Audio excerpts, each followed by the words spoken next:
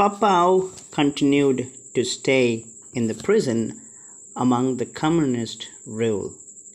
They gave him death diet, which means very, very poor food. He was in solitary confinement, always having 3 interrogators around him. Each of the interrogator had 8 hours shift.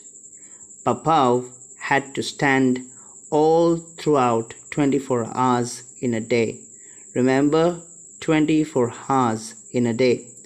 He had to face the walls, which was painted white in color.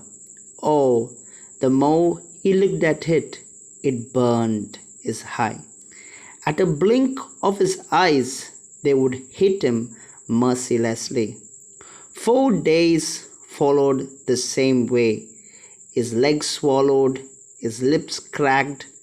And the most painful thing was mental torture that was offered to him. The interrogators would eat before him, would make sound of the drinks that they drink. This really disturbed him in his mind. He could feel his long beard, which has not been cut since the day he had come to the prison. All the parts of the body were weak. They were feet that was really swollen. One day, the interrogator during the night slept off. Papao saw a window in a distance. He just bent down to see the moonlight. Only then he saw an image falling into the room.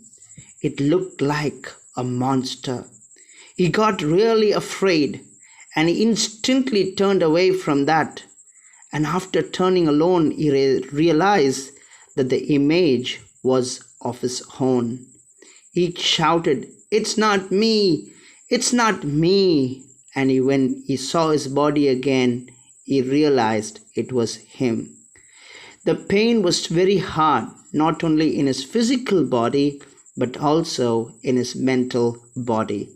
As he was crying, asking God what to do, he heard a soft voice which said, "I will not leave you."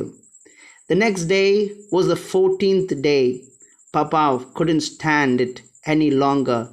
Just then the interrogators pulled him down from where he was standing and threw him into a new cell. He went flying to the floor, unable to stand, his feet, his body aching. His cellmates came and served him food and treated his wounds.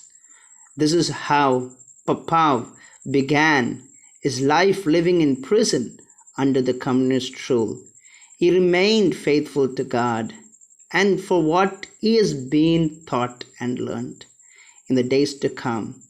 Let's listen to the story, and as to listen, let's realize the life that we have is far greater, far meaningful, and far blessed than all these people whom we read in the communist prison.